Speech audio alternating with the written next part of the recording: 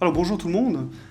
Alors à la suite des présentations de mes collègues, moi je vais vous présenter la partie réalisation et assistance à la maîtrise d'ouvrage.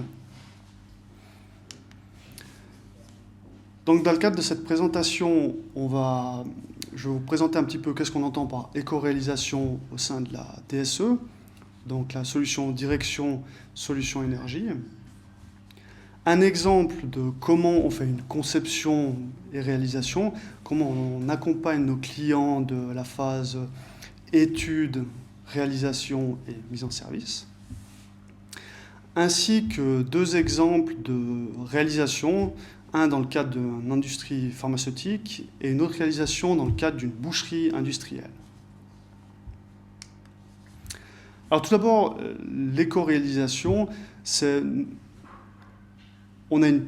avant ça, on a aussi une première étape qui pourrait arriver, en fait, des audits énergétiques. Donc mes collègues vous ont présenté un petit peu qu'est-ce qu'on faisait dans le cadre des audits, ce qui peut amener, en fait, à identifier des mesures, des optimisations possibles sur les réseaux. Donc ça sera un peu la partie étude de faisabilité. Suite à ça, si on voit qu'il y a une faisabilité d'une solution technique, d'une proposition, on va faire une préétude dans laquelle on va analyser plusieurs variantes et on va voir si un peu les avantages, inconvénients de telle ou telle variante et qu'est-ce qu'on pourrait vous proposer de mettre en œuvre. Suite à ça, on va faire une étude de détail quand la première variante a été définie, où là, on va analyser, on l'aura déjà fait avant dans la préétude aussi, un peu les analyses des coûts, plus ou moins peut-être 20%, mais là on va aller un peu plus précis et puis on va préparer aussi tout ce qui est nécessaire pour une adjudication, puis des cahiers des charges qu'on pourrait transmettre aux différentes entreprises, qu'on pourra ensuite sélectionner pour faire les futures étapes, la partie construire, dans laquelle on pourra réaliser les travaux. Entre deux, on a aussi la partie financée. Donc dans cette partie financée, on peut vous proposer des solutions de contracting ou bien de CPE qui permettraient en fait de vous permettre de financer votre installation. Un CPE, pour information, c'est le contrat de performance énergétique que mon collègue vous a présenté précédemment. Ensuite, on va construire l'installation où là, on va réaliser les travaux. Donc pour réaliser, il y aura un chef de projet qui va piloter les différentes entreprises. On va faire les plans d'exécution, on va vous accompagner tout le long de la réalisation jusqu'à la mise en service de votre réseau, de votre installation. Ensuite, on peut aussi vous accompagner pour faire ce qu'on appelle une éco-opti, où là, c'est pour optimiser les installations. Donc, c'est-à-dire qu'on fait un suivi ensuite sur la durée, où on aura par exemple des compteurs de chaleur qu'on pourra remonter sur une solution interne qu'on a développée pour pouvoir suivre l'évolution énergétique de votre site, enfin de ce compteur, et voir s'il n'y a pas des divergences. Comme ça, si on voit qu'il y a une divergence, on fait en principe des relevés hebdomadaires, et on voit d'une semaine à l'autre, ça nous permet en fait vraiment de détecter tout de suite ces erreurs et de les corriger, pour éviter que ça diverge et qu'on ait des surconsommations excessives de l'installation. À la suite de ça, on peut aussi proposer de maintenir les installations. Donc là, c'est nos collègues en fait de la partie Facility Management, eux qui vont pouvoir venir sur votre site si vous ne souhaitez pas faire le suivi technique de vos installations en interne. Donc là, c'est un suivi où eux, ils viennent, dès qu'il y a des soucis, des pannes et autres, ils viendraient réparer ces éléments, faire des plans de maintenance et puis entretenir vos installations. Donc cette partie éco-réalisation, on la conçoit vraiment un peu comme un cercle. C'est-à-dire qu'on va vraiment commencer par faire un concept de l'installation, concevoir l'installation. On peut la financer ou vous le faites en interne, mais là on peut vous accompagner aussi pour faire justement des budgets, aider à choisir les bonnes entreprises, faire des prix estimatifs avec notre expérience. À la suite de ça, on va construire l'installation. Donc, comme je le disais, vous accompagner pour réaliser les travaux. On peut optimiser. Donc là, les deux aspects de l'optimisation, soit directement à la mise en service, bien sûr, optimiser le fonctionnement de l'installation et permettre un fonctionnement qui correspond à vos attentes. Et à la suite de ça, on optimise justement les consommations énergétiques sur la durée. On peut avoir des suivis annuels ou bien hebdomadaires. Après, c'est un peu selon vos envies. On maintient les installations ensuite. Donc ça peut être fait des fois aussi en interne via le service technique interne du site. Mais on peut accompagner justement pour certains domaines un peu spécifiques. Je pense notamment au traitement d'eau, où des fois il n'y a pas forcément les compétences en interne et il faut quand même un suivi régulier. On va le voir principalement pour le projet qui va suivre, où là c'était un projet, on va voir, de tour de refroidissement. Donc dès qu'il y a des tours de refroidissement, il y a des risques inhérents à l'évaporation de l'eau et à la légionnelle. Donc là c'est des suivis en continu qui doivent être faits. Et ça en principe c'est plutôt externalisé. Ensuite, on revient à concevoir les installations, parce que c'est vrai, vous le savez très bien sur vos sites industriels, il y a tout le temps des projets qui évoluent, et puis on fait un projet, on le termine, ça peut prendre des fois 2-3 ans au début, et après un certain temps, il y a des nouvelles des améliorations, ou bien des évolutions du système qu'il faut à nouveau refaire une moulinette, et puis refaire peut-être un projet. Donc pour aller un peu plus dans le détail, là, je vais vous présenter un peu comment on fait un peu de A à Z un projet de réalisation, de conception chez un client. Donc tout d'abord, ça commence en fait par faire un peu l'état des lieux existants. Dans le cadre là, ce que vous voyez à l'écran, c'est un réseau, on va dire, de tours de refroidissement. Donc les tours de refroidissement, pour info, c'est justement sur les machines de froid que vous avez sur vos sites industriels, justement, d'un côté on produit du froid, de l'autre côté du chaud. Ce chaud, il faut l'évacuer. Il faut l'évacuer du site pour que la machine de froid puisse fonctionner correctement. Donc tout le système de tour de refroidissement, ça permet justement d'évacuer cette chaleur pour les autres. Ce que vous voyez à l'écran, vous avez deux couleurs, codes de couleurs différents. Donc ça correspond à des réseaux hydrauliques différents. Donc on a un réseau en vert, là on a deux blocs qui sont, pour information, environ 4,4 MW chacune, donc c'est quand même assez conséquent. Et en violet, on a 3 blocs de 2,2 MW. Donc ça, on a fait un relevé sur place. Ce relevé, on l'a fait au double mètre et au laser. On a des possibilités, dans certains cas, qu'on utilise aussi des scanners 3D pour pouvoir faire ce relevé. Mais après, il faut dans tous les cas ramener le système dans une maquette informatique. Dans ce cadre-là, c'était via le logiciel SolidWorks. Pour info, on n'a pas utilisé la 3D sur cette installation, parce que c'est vrai qu'il y avait pas mal de couches qui étaient superposées les unes sur les autres, et ça rendait un peu difficile cette intégration de la 3D. Puis la plus-value n'était pas forcément évidente dans ce cadre-là. L'avantage de mettre en place justement ces modèles 3D, c'est que ça nous permet de faire beaucoup de variantes en fait. Ça nous permet de faire évoluer le système et surtout de discuter avec le client pour savoir un peu les attentes et puis faire plusieurs variantes. Est-ce que ça correspond plus, celle-ci. Et puis là, on a pu faire aussi évoluer le système. Parce qu'il était quand même assez, on va dire, délicat dans un projet du style, c'est que comme beaucoup de sites industriels, on peut pas, ça serait joli, mais on ne peut pas se permettre d'arrêter l'installation, de faire les travaux, de redémarrer. Si on fait ça, typiquement dans un cadre comme ça, on refroidit les compresseurs, si on arrête ça pendant 2 mois, on ne redémarre pas l'usine, c'est très compliqué, donc, ce qui veut dire un arrêt de production, et c'est juste pas possible. Donc on le voyait sur l'image précédente, là un peu c'est comment on a réalisé, donc en haut à gauche vous aviez la situation existante, légèrement modifiée parce qu'on a dû déplacer, il y avait 2 pompes sur la droite, on les a déplacées à un autre endroit pour pouvoir faire de la place. Une fois qu'on a fait cette place, on a pu mettre en place une nouvelle structure métallique qui permet en fait d'accueillir 4 nouvelles tours de refroidissement. Donc on voit au milieu de l'image, on a 2 nouvelles tours du même code de couleur que les tours existantes, qui ont été raccordées ensemble. Donc là, c'est vrai qu'il faut faire quand même attention, parce que c'est des technologies légèrement différentes et des fabricants différents. Donc il y a quand même il faut faire attention pour intégrer tout ça au mieux et pas avoir des soucis par la suite.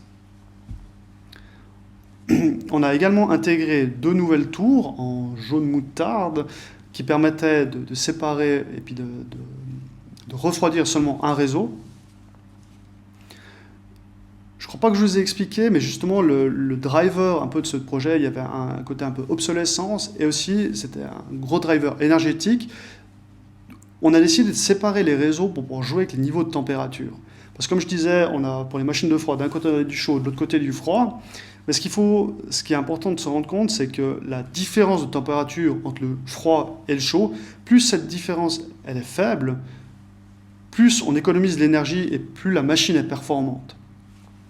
Donc en séparant tous ces réseaux, on va le voir après, il y a encore 2 autres réseaux qui vont apparaître, ça nous permet vraiment de jouer sur les températures et puis de baisser vraiment aux limites de la machine pour vraiment booster en fait le coefficient de performance, le rendement de la machine. Une fois qu'on a mis en place ces deux tours jaune moutarde, on a pu libérer de la place derrière et on a pu démonter une des tours de refroidissement existantes. Celles-là, elles avaient entre 20 et 30 ans, donc c'était le moment de les changer. Pour pouvoir faire de la place, pour pouvoir intégrer justement, comme on voit au milieu, 6 nouvelles tours de refroidissement. Donc là, c'est vrai qu'on voit sur les dessins, on arrive bien à mettre les 6 tours de refroidissement, c'est parfait. Par contre, en réalité, ça ne s'est pas passé comme ça. Parce qu'on va dire, on se rend compte avec le modèle 3D qu'on a de la place pour faire les choses, mais après, c'est là que c'était important d'avoir tout le temps dans l'équipe de projet aussi la partie maintenance, parce qu'on s'est rendu compte que de mettre 6 tours à ce point proches les unes des autres, techniquement ça fonctionne, et puis on arriverait à les faire fonctionner, mais ça pose des problèmes de maintenance. Donc on le verra tout à la fin, on a décidé en fait de ne pas poser tout de suite les 2 dernières tours qu'on voit en bleu, et de poser seulement d'abord les 4 tours, de démonter la dernière tour restante, pour ensuite poser les 2 petites tours bleues. Ça nous permet justement de gagner en flexibilité aussi. Donc on voit justement à l'écran, là c'est la situation finale, qui nous a permis, après plusieurs variantes, justement, d'arriver, et ça s'est déroulé en 3 ans pour pouvoir vraiment avoir étant donné que les travaux devaient être réalisés durant la période hivernale, on aura le temps pour le faire. Donc on voit justement les tours en haut à gauche, on voit là qu'on a écarté un petit peu plus les tours pour pouvoir avoir la place suffisante au niveau de la maintenance, pour pouvoir accéder aux différents éléments et pour les entretenir correctement. Dans le cadre de ce projet, et ce qui était intéressant aussi au niveau de la 3D, c'est que ça nous a permis, nous on a pu construire notre modèle 3D, on a pu aussi l'envoyer à l'ingénieur civil pour que lui puisse intégrer, on ne le voit pas là sur le dessin qui est présenté à l'écran, mais il a pu intégrer toute sa structure métallique et ses calculs d'ingénieur structurel. Parce que justement sur la partie supérieure, on est obligé d'avoir en fait une passerelle pour pouvoir accéder et puis maintenir les équipements.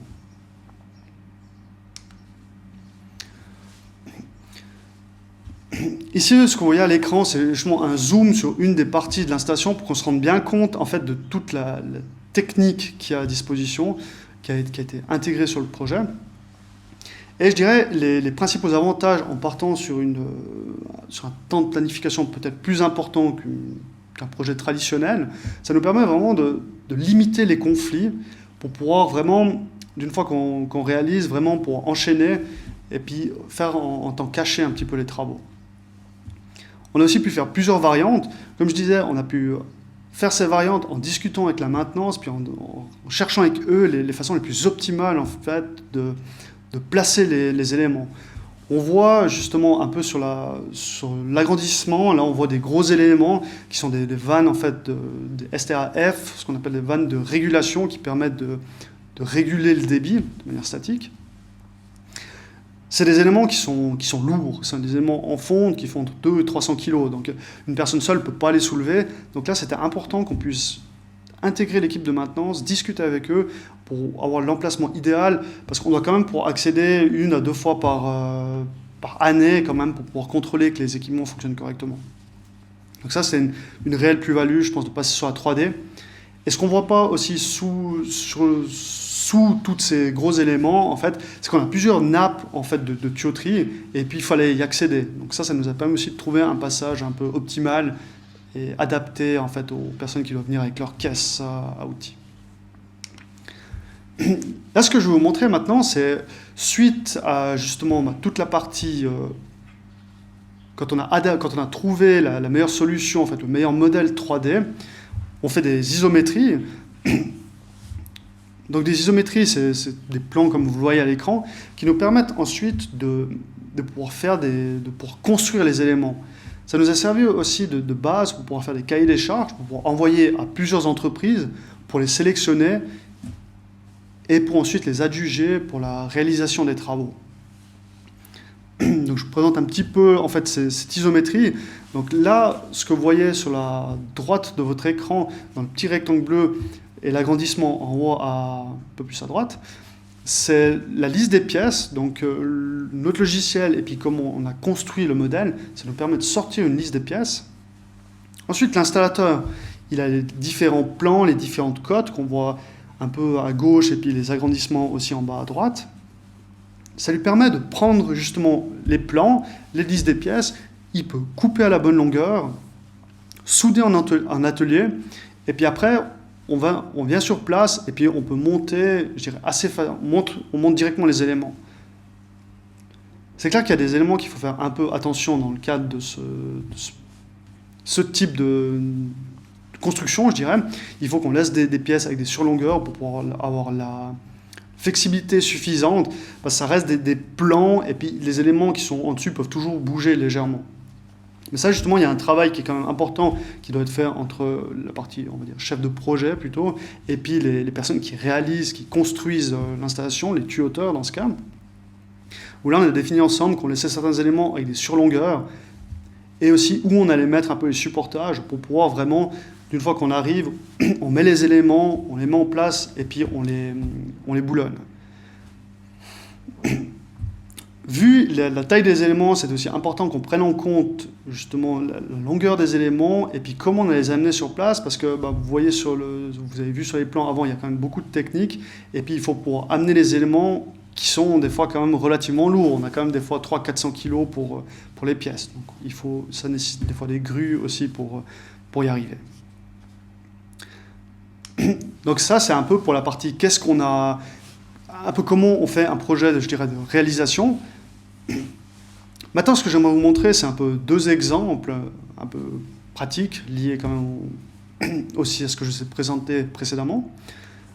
Donc, le premier exemple, je dirais, c'est un peu l'exemple industrie pharmaceutique, dans lequel on a été mandaté. À la base, on avait fait, je l'expliquais au début, justement, un audit énergétique. À la suite de ça, on a identifié certaines mesures qui pourraient être intéressantes pour le client. Le client n'avait pas forcément les ressources internes pour réaliser. Donc nous, là, on l'a accompagné en fait, pour mettre en place ces mesures. Donc on a réalisé une maquette 3D. Ensuite, comme je le montrais, de la maquette 3D, on a pu sortir des isométries. Ces isométries nous ont permis de sortir des listes de pièces auxquelles on a pu intégrer les standards techniques du client, c'est-à-dire les types de vannes qu'il souhaitait, qu'il avait l'habitude de bosser, les standards de tuyauterie, quel type d'inox ils souhaitaient installer, ou de l'acier noir, ça dépend justement de leur soin. Ensuite, on a suivi les travaux sur site. Donc là, on a fait de la gestion des entreprises en fait, sur site. On les voyait 1 à 2 fois par jour pour faire un suivi continu. Sachant qu'il y avait quand même beaucoup d'entreprises, on avait de la maçonnerie, on avait de l'électricité, de la peinture, de l'automation, voilà, il y avait un peu tout type de technique. Donc là, il fallait un suivi quand même assez fin, pardon. Et puis, on a aussi intégré la partie EHS au projet, donc environnement, hygiène et sécurité. On avait typiquement des endroits où on a dû travailler qui étaient des zones un peu délicates, des environnements confinés.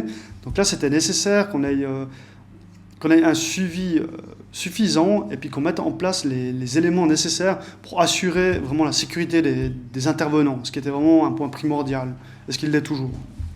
Donc là, on a mis typiquement en place un système de ventilation avec un petit détecteur fixe qui ressemble à ça pour pouvoir mesurer en continu en fait, les taux de CO2 et d'oxygène. Ensuite, on a été jusqu'à la mise en service de l'installation. Donc là, on a justement accompagné le client, on a accompagné aussi, on a piloté les ingénieurs en automation pour pouvoir déterminer exactement les réglages de l'installation. Donc lui, il faisait la partie software, mais nous, après, on a la connaissance quand même de tout le système, des pompes, des spécificités hydrauliques, donc pour trouver vraiment le réglage adapté à l'installation et éviter qu'on ait des oscillations, un réglage qui soit pas fin. On a aussi été jusqu'à la réception de technique des installations pour justement voir s'il n'y avait pas des défauts, si ça avait bien été fait selon le cahier des charges et selon les souhaits du client. Donc on voit ici, cette partie, je vous parlais au début qu'il y avait deux pompes qui avaient été déplacées. Bon, on le voit sur l'image de l'état final, ces deux petites pompes qui sont en bas à droite. Et à la base, on avait trois pompes, trois grosses pompes plus les deux en haut, qu'on a décidé de tout rassembler ensemble et de modifier un petit peu l'hydraulique. Ça nous a permis justement ça a permis au client de gagner en flexibilité, parce qu'on ne le voit pas très bien derrière, mais justement, derrière ces quatre pompes, il y a un collecteur commun, que ça nous permet de lier tout ensemble le réseau et d'avoir un gros réseau hydraulique pour certaines de ces tours, pour gagner en flexibilité. Et ça, c'est vraiment aussi, encore une fois, un peu la 3D qui nous permet d'affiner un peu ces détails, de faire des variantes pour être sûr qu'on a la place suffisante pour pouvoir accéder aux équipements. On le voit justement un peu la réalité et le modèle 3D. On voit que le modèle 3D correspond bien à la réalité. Et on voit que ça a été construit vraiment comme le modèle 3D. Quand on prend le 3D, on voit qu'on a vraiment l'état final. Je vous remonte juste comme ça, on voit bien justement l'état final. On voit que ça matche bien.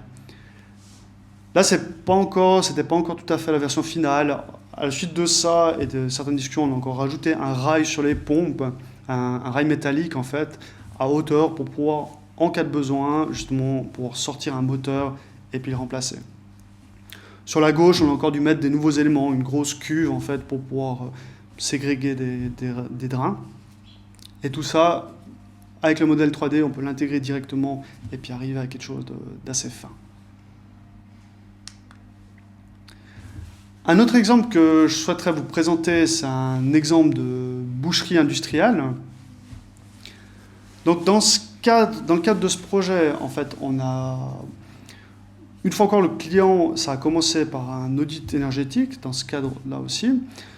Pour ce client-là, lui, il souhaitait en fait avoir le remboursement de la taxe CO2. Donc mes collègues vous ont présenté un petit peu plus tôt en fait le cheminement. Mais pour résumer, le client souhaite avoir le remboursement de la taxe sur le CO2. Pour avoir ce remboursement, il doit mettre en œuvre des mesures d'efficacité énergétique qui passent par un audit dans lequel on identifie un petit peu s'il y a des mesures ou des remplacements qui pourraient être intéressants financièrement pour le client. Donc ça, on a identifié. Dans le cadre de cet audit, on a vu qu'il y avait des chaudières existantes à eau surchauffée qui sont présentées sur l'image à gauche, qui n'étaient pas forcément au bout du jour et on avait un peu de l'optimisation à faire dessus. Une fois qu'on s'est rendu compte de ça, on a pu faire différents concepts avant-projet pour le client, qu'on a pu choisir ensemble quelle était la variante qui lui convenait le mieux. Et dans ce cadre-là, c'est vrai que le client, il avait pas la volonté et financièrement, il préférait pas investir lui-même l'argent. Donc on a fait un contrat de performance énergétique en fait pour pouvoir accompagner le client aussi d'un point de vue financier. Donc ce contrat de performance énergétique, pour faire simple, le client a investi une partie, on a investi une partie. Et on se fait rembourser une partie en fait, de cet investissement sur les économies d'énergie qui sont engendrées.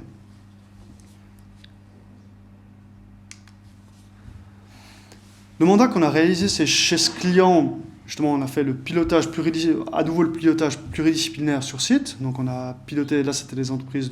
Là on a piloté aussi un bureau d'ingénieurs en fait, qui était spécialisé dans tout ce qui était un peu production de vapeur, eau surchauffée. On a ensuite piloté les entreprises sur site pour la réalisation, que ce soit au niveau de la maçonnerie, là il y avait même du carrelage, on avait des tuyauteurs, vraiment toutes les techniques. Ce qui a changé un petit peu dans le cadre de ce projet, c'est qu'on a changé de technologie. À la base, on avait des chaudières à eau surchauffée qui permettaient justement, on chauffe de l'eau à plus de 100 degrés, c'est ainsi de l'eau surchauffée, qui nous permet ensuite de produire de la vapeur et d'utiliser une partie de cette eau surchauffée pour divers process. D'entente avec le client, et puis pour gagner en flexibilité, on a décidé de changer de technologie et on est passé sur des générateurs de vapeur. Donc là, la différence, en fait, les chaudières à eau surchauffée, c'est un énorme stock d'eau qui est maintenu à très haute température pour être surchauffé. Tandis qu'un générateur de vapeur, c'est un peu plus petit. On a, pour faire ça, un serpentin à l'intérieur. On a de l'eau qui rentre et de la vapeur qui ressort. Ce qui permet d'avoir plus de flexibilité sur ce type d'installation. On peut plus faire on-off, je dirais, tout en respectant bien sûr les spécificités du fabricant. Mais on n'est pas obligé de maintenir tout le temps cette énorme masse d'eau en température. Donc ça permet vraiment, après, ce qu'on faisait aussi avec ces générateurs, on passait du générateur et ensuite on produisait pour une partie du process l'eau surchauffée.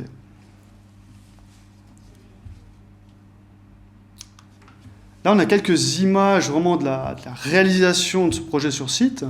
Donc on voit qu'on a fait, on le voit en haut à gauche sur l'écran, on avait 2 chaudières à eau surchauffée. Donc c'est vrai que c'est, là encore, c'est un site industriel qui est en fonctionnement et il n'y a pas 2 mois d'arrêt malheureusement pour la réalisation de travaux. Donc il a fallu réfléchir comment faire ça tout en conservant l'activité du site. Donc il y a des solutions qui existent de chaudières mobiles aussi, comme on aurait pu plugger et mettre en place. Mais là, ce n'était pas le souhait. Là, on a voulu vraiment démonter une partie de l'installation pour pouvoir avoir la place suffisante, pour pouvoir mettre en place les nouveaux éléments. Et une fois que ça est fait, passer sur l'autre, faire la même chose pour l'autre côté. Donc c'est ce qu'on a décidé de faire. Donc on voit qu'on a démonté la chaudière de droite, qu'on voit petit à petit. Donc pour nous laisser un petit socle à disposition, qui était bien sûr pas suffisant pour les nouveaux éléments qu'on allait mettre en place. Donc on a refait un peu de la maçonnerie, donc aussi des fois des études civiles pour pouvoir s'assurer qu'il y a tout le temps la structure, nouvelle structure qui permettent de supporter ce qui est les nouveaux éléments. Bon, dans ce cas-là, les générateurs et puis l'échangeur sont plus légers que ce qui était avant, donc ça ne pose pas de problème. On voit qu'ensuite, on a pu mettre en place un générateur de vapeur. Et sur la dernière image, on voit justement l'échangeur qui fait de vapeur eau surchauffée qui a été mis en place. Donc là, on arrive à justement la situation un peu finale, je dirais l'étape intermédiaire. C'est vrai qu'on voit qu'on a toujours l'ancienne chaufferie qui fonctionne. Donc ça nous permet aussi de pouvoir faire... là, on a pu tester en fait le fonctionnement, arrêter l'autre chaudière, mettre en place la nouvelle, tester les fonctionnements, régler correctement l'installation. Et d'une fois qu'on a un niveau de confiance suffisant dans la nouvelle installation, on peut couper l'ancienne installation, laisser 100% sur le nouveau générateur et démonter l'autre chaudière, faire les travaux dessus. Ce qu'on a fait aussi, le driver qui était assez important pour ce type d'installation et puis pour le client, de part des remboursements de la taxe sur le CO2, mais aussi de la sensibilité du client aux économies d'énergie. On a mis en place justement plusieurs éléments. Les anciennes chaudières à eau surchauffée, elles ne possédaient pas en fait de récupération de chaleur. C'est-à-dire que on brûlait, ça partait directement à l'atmosphère. Donc là, on a mis en place justement un système de récupération de chaleur via 2 échangeurs. On a un premier échangeur qui permet justement de faire un préchauffage de l'eau. Comme je vous le disais, pour les générateurs, on a de l'eau qui arrive et ça part de la vapeur. Là, à la place qu'il y ait de l'eau qui arrive directement, on passe dans les conduits de cheminée. On le voit sur le schéma entre deux. Ça passe dans le conduit de cheminée, dans un échangeur, en fait, où on va préchauffer cette eau avant qu'elle rentre dans la chaudière. Ce qui nous permet, en fait, pour chaque degré qu'on gagne, on va économiser un petit peu de gaz naturel. Ensuite, il y a toujours un peu de la chaleur qui part, on va dire. Ce solde de chaleur, on l'utilise en fait pour faire un préchauffage d'eau chaude sanitaire. C'est une boucherie industrielle, donc il y a tout le temps des besoins importants en ECS, en eau chaude sanitaire. Tout ça, on a pu utiliser. Et pour optimiser encore le fonctionnement, on a intégré justement des sondes O2. Donc là, c'est pour piloter en fait ce qu'on appelle l'excès d'air, pour piloter la quantité d'oxygène qui rentre dans le brûleur et avoir à tout moment vraiment une combustion qui est optimale. Donc tous ces éléments nous ont permis d'économiser 74 tonnes de CO2 par an. Et ça sera justement sur toute la durée de vie de l'installation. Voilà, alors je suis arrivé un peu au bout de ma présentation. J'espère que ça vous a intéressé et je suis à disposition s'il y a des questions.